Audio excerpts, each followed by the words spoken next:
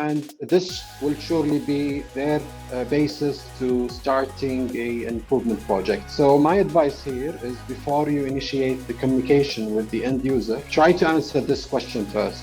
What's in it for them? Welcome to Process Pioneers, the show that takes a deep dive into the minds of decision makers, key influencers, and process experts who are pioneering the world of everything process. Welcome to the next episode of Process Pioneers. My name is Daniel Rayner. I'm the host of Process Pioneers. And in each of these episodes, I have the absolute privilege of sitting down with various BPM practitioners and BPM specialists. And today I have the absolute privilege of sitting down with Hassan Alhumaidan. Now, Hassan is currently the consulting director at ES Consulting in Saudi Arabia. I'm very excited and interested for this conversation. Hassan, thanks for joining me. Thank you for having me, Danielle. I'm honored to be with you, and congrats on the amazing work you have put together. Thank you. Thanks. And one question that our audience loves to find out from our guests as we're getting started is, when were you first introduced to the topic of business process management, and take us on a bit of a journey leading up to what you're doing today? Sure.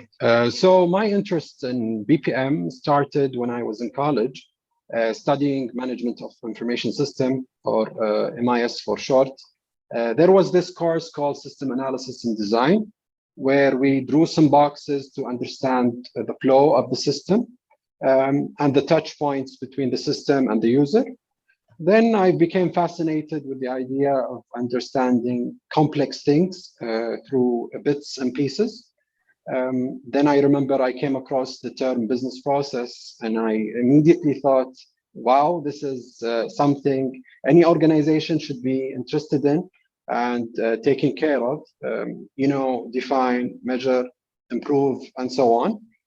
So I kept reading about BPM, understanding it more and more. For the past 10 years, I've worked and practiced BPM with many organizations in the public and the private sectors here in Saudi Arabia, and during which I kept very close to the local BPM community, attending conferences, training programs, and public gatherings. I remember in 2013, I've met Bassam Al-Khrashi, who you've met earlier.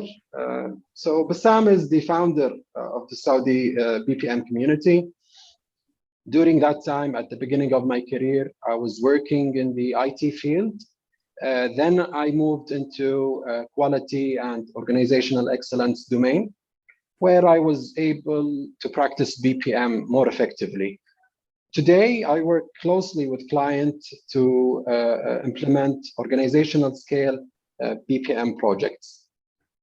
That's amazing. That's fantastic. And having implemented BPM projects with a range of organizations, I'm assuming you would be well aware of, I guess, the drivers or the motivations behind why an organization will adopt BPM. I'd imagine that there are a number of reasons or a number of drivers behind why an organization would adopt BPM. What would you say are some of the more common drivers? That's a great question, Daniel. There are three major wins I always see: enabling change, achieving what we call operational excellence, and improving the overall organizational performance. And let me elaborate more on each one of them. When I say BPM enables change, I mean when any organization wants to change something in the way they operate or provide services, BPM can directly pinpoint the affected areas in the operational landscape and make it easier to adopt those changes more quickly.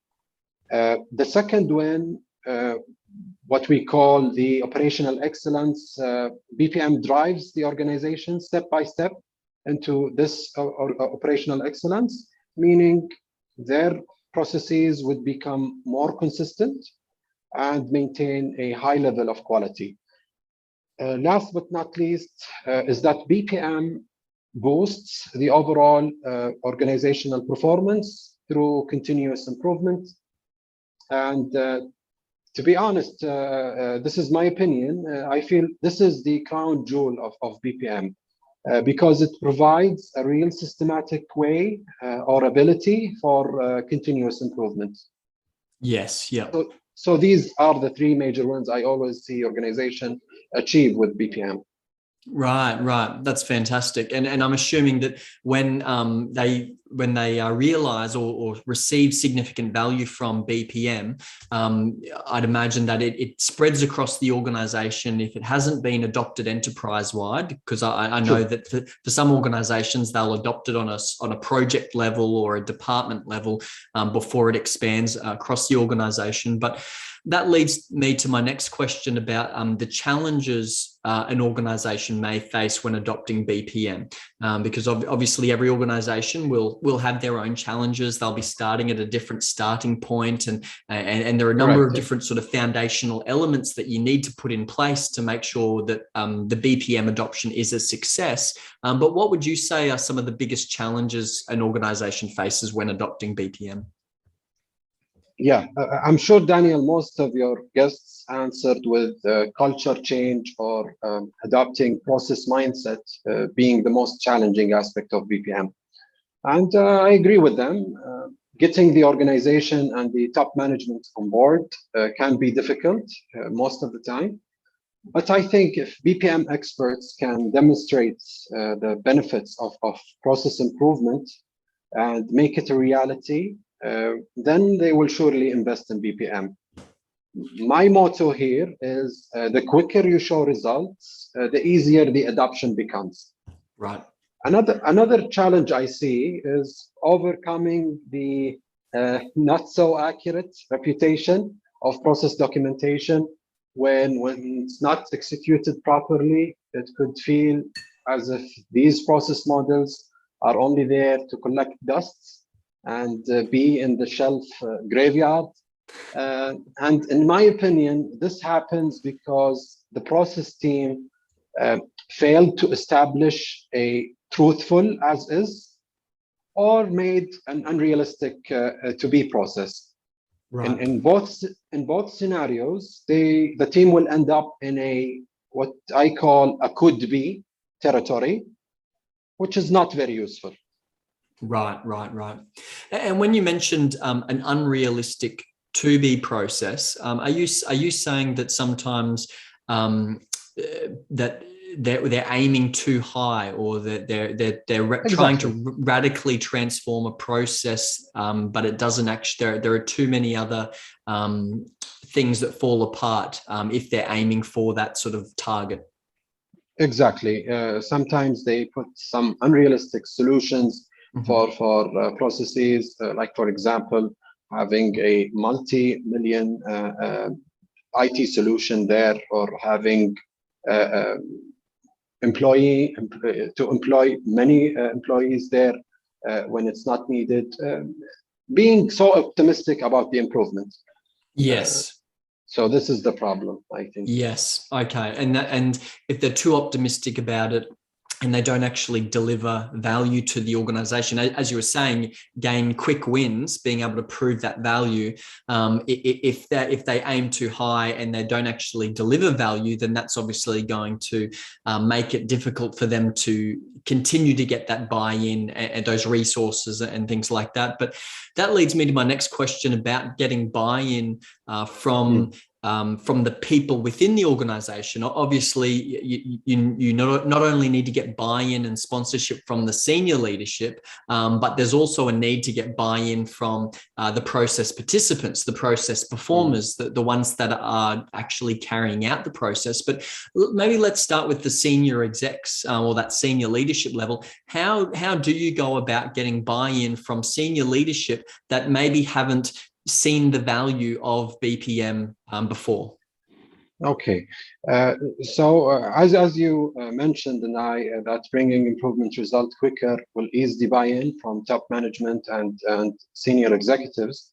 As for the let's say end process user, you can initially pick the BPM topic. Let's say, for example, process documentation, and try to answer the question, what's in it for them? Right. For documentation, it could be something related to having a solid process walkthrough for new employees, or it could be something related to having a clear picture of the current process status and understanding where the gaps are. And this will surely be their basis to starting an improvement project. So my advice here is, before you initiate the communication with the end user, try to answer this question first. What's in it for them? Yes, right. That's fantastic. That's great. And we do have a lot of listeners to this podcast series that are coming from organizations where maybe they don't have a grip or a handle on their business processes, that they're not managing them to the level that they feel they should be managed. They don't feel like they have that transparency. Maybe it's hard to make changes or improve processes when you actually don't know what's going on. But so we've got a lot of people listening that are from a lower level of come from organizations with a lower process maturity level. Knowing that you've been involved in setting up many offices of BPM or process center of excellences, what are those sort of foundational elements that are necessary when setting up BPM? What are some of those key things that an organization must be aware of, must give time, effort, and energy to? And I ask this question because I think sometimes it's very easy to think that business process management is a technology. I think there's a myth out there, or for some people, they think that, we just need to buy some sort of software and that's BPM. Sure. But there's so much more to it. And I think that would be an interesting sort of perspective or insight from you for those people listening right now, or when we release the episode, and that they'll be interested to know, what are those first few sort of steps we need to be taking? Is it setting up process ownership? Is it identifying your core processes? What should they be doing as their first few steps? Okay, we'll start with the holistic BPM approach. I would assume this organization would start, before even starting building the office of BPM, would start with establishing the EPA, the Enterprise Process Architecture. And within it, there will be some processes that are related to improving the process performance, and which exactly will end up in the office itself, the office of BPM. They will execute these processes. So after having the EPA, this is our starting point for any BPM subject.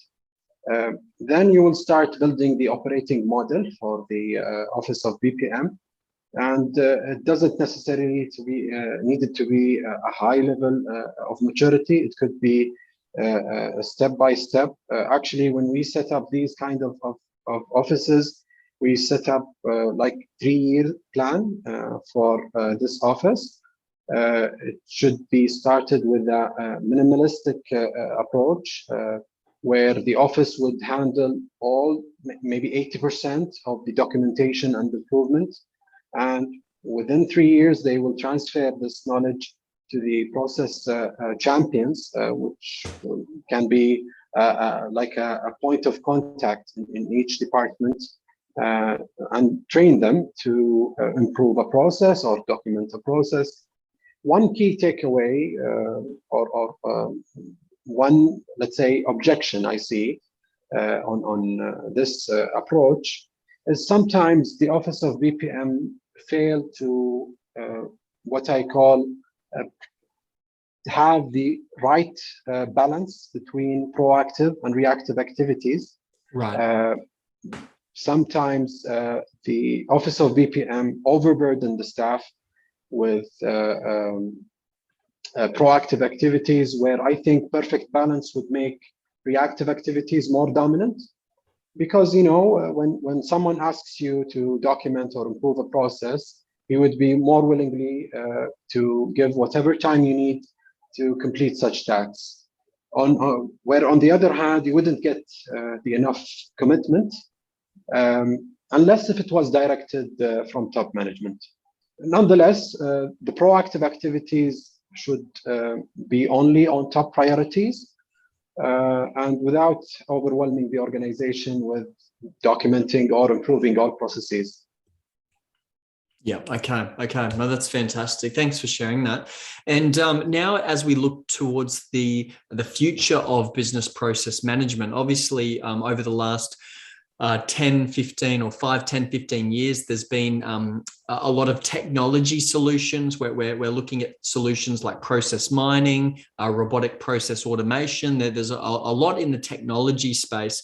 There's also new frameworks being discovered or created, I should say, different methodologies. But when you look at the next 2, 3, 5 years or the future of business process management, what does that look like, and where should organizations be investing their time, effort, and energy when it comes to BPM? Great. I always a fan of future talk. I believe in the near future, the technological arm of BPM, like the RPA, or basically the use of AI and robotics and process automation, will stretch during this decade. It will be more commonly used and adopted. And to address the elephant in the room, or the fear of the negative impact AI and robotics brings to employment, and this is a common thought with every field, not just BPM. To me and to many BPM experts, BPM is not an IT solution. It's a business solution first, and will always have this human factor in it. And I believe it will remain the same for many years to come. Great. That's amazing. That's really interesting there. I think as we see over the next 5 years, I think we're going to see organizations that will really have to understand what is unique about their situation, or what's their starting point.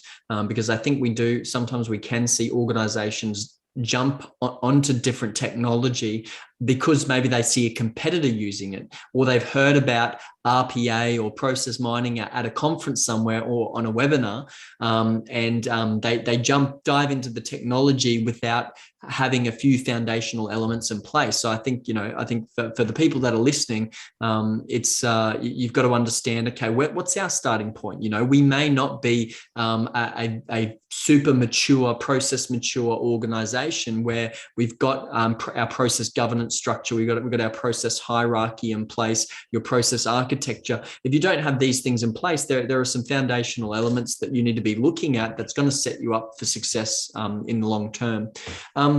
But Hassan, I've got a question for you about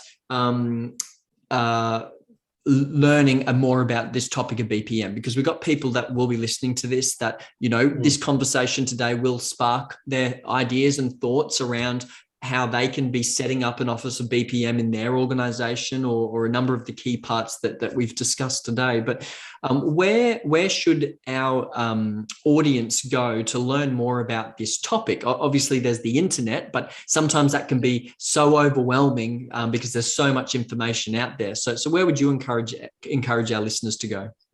True. Well, there are so many books and articles I can recommend, but to make it short, I'll recommend 2 of my favorites. Actually, I always have them beside me.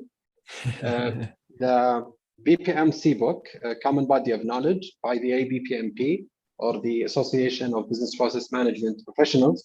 The second one is Reimagining Management by Roger Tregear, and this is a special ES Consulting edition. These 2 books I always recommend to clients and trainees because these are considered relatively new and provide fresh take on BPM while incorporating new emerging topics like digital transformation, governance, etc. So yeah, these 2 books are amazing. That's amazing. That's great. And do you have any last words or any recommendations for those people that are listening? Yes, sure. To BPM managers, I would say try to find the right balance between proactive and reactive activities, depending on your organization's culture and speed. And remember, the office of BPM should serve the people, not only the process. And to BPM analysts, don't be too reluctant to participate in the implementation phase. Go out there and have fun with it. Process hands-on, I believe, will make you exposed to many domains and experiences. That's fantastic. Well, Hassan, I just want to thank you for sitting down with me today and having this conversation. I've certainly gleaned a lot, and we can only pack so few topics into such a short time frame. But it's been an absolute privilege sitting down with you. I've learned a lot, and I know that our audience will learn a lot as well. Thank you again, Danielle. It's a pleasure.